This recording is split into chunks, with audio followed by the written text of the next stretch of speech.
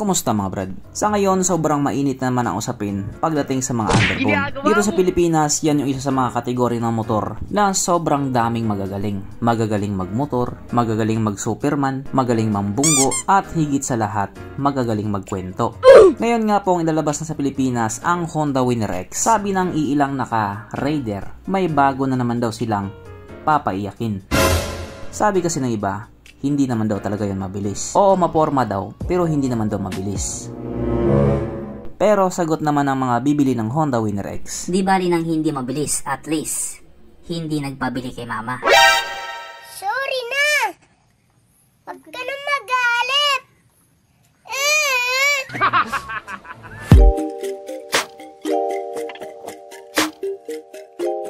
Pero syempre bago tayo magpatuloy, kung bago ka pa lamang napadpad dito sa aking walang kwentang channel, huwag ka na mag-subscribe. So yun na nga, sa mga oras na ito nagtitrending talaga yung Honda Winner X. Sobrang dami ng mga tao ngayon ang gustong makita siya. Yun nga lang, gustong makita siya, hindi naman sinabing bibili. Pero bukod nga po sa motor na ito, meron pang isang motor si Honda na gustong makita or gustong masilayan ulit ng mga tao. Katulad nga po sa ibang mga underbone, talagang napakaganda din ng underbone na ito. Ang kaso lang, may kaso lang. Noong nagkaroon nga po siya ng problema, nagka-problema talaga siya. Sa sobrang lala na naging problema nito, nakarating pa siya kay Tulfo.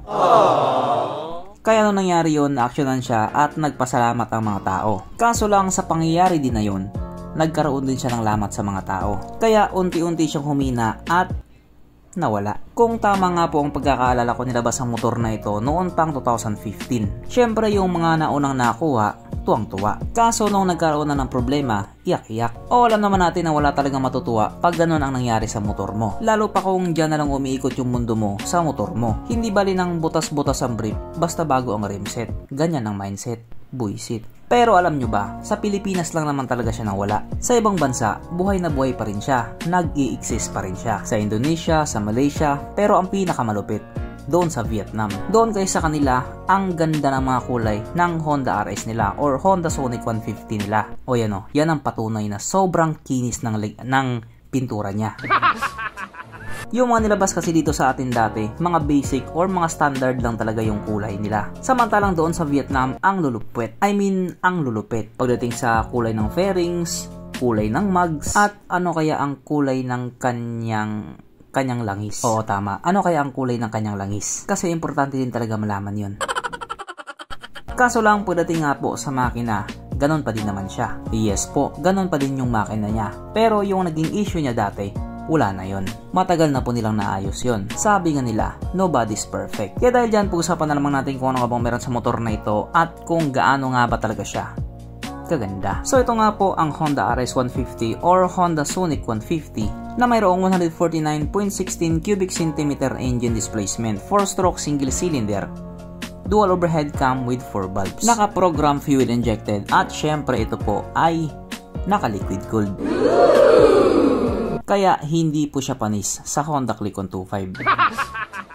Ang kanyang compression ratio 11.3:1. Pagdating naman po sa kanyang power, ito po mayroong 16 horsepower, 9,000 RPM, 13.5 Nm of torque at 6,500 RPM. Na ayon nga po sa mga tao nag-top speed sa motor na ito po ay kaya tumakbo sa bilis ng 146 km/h. Pero sa ibang bansa, nasa 120 kph lang talaga yung top speed niya. Aba, syempre, ibang usapan na kapag Pinoy na nakasampa.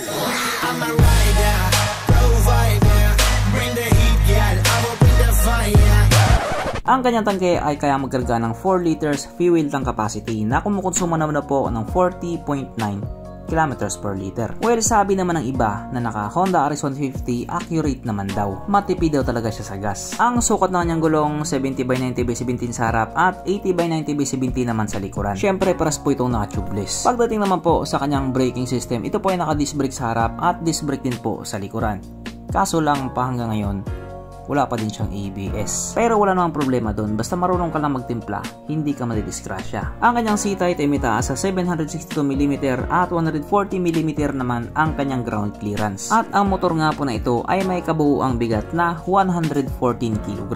Para sa isang 150cc na underbone, magaan po siya. Kaya hindi nakapagtataka na mabilis siya. Mapunta naman po tayo sa iba pa niyang mga features. So ang ilaw nga po sa motor na ito, naka-headlight na po. Pero bulb type rin yung kanyang mga signal lights. Ang kanyang gauge panel, syempre naka-digital po ito. Ganyan nga po yung itsura niya. At mapahanggang ngayon, hindi po siya nakakilis. Disusi pa din po siya. Yung ibang mga underbone kasi ngayon, nakakilis na. Yung ibang mga tao nga po na may ganitong motor, kadalasan sa kanila yung unang pinapalitan, side mirror. Hindi daw kasi bagay yung stock na side mirror niya. Kaya pinapalitan nila ng medyo maliit. Pero ito, pustahan, hindi mo na papalitan to. Sapagkat nandito na nga po tayo sa exciting na part, ang kanyang mga suspension. So sa pambahagi nga po, ito ay ginamitan ng telescopic fork. At sa likuran naman, ito po ay gumagamit ng monoshock na ayon nga po sa mga taong nakagamit sa motor na ito, maganda ang bounce.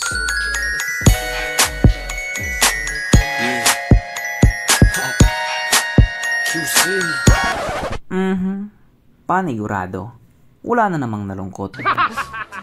At dahil wala nga po nalungkot, alamin na po natin kung present nga ba sa motor na ito yung tatlong pinaka-importanting feature. So, una na nga po dito ang kanya lagayan ng istalyon at nakakalungkot mang sabihin, wala po siyang ganun. Wala siyang lagayan ng istalyon. Pangalawa, wala din po siyang sabitan ng pulutan. At oras na nga po para sa ating Red Horse check. Ang pinaka-importanting feature sa isang motor.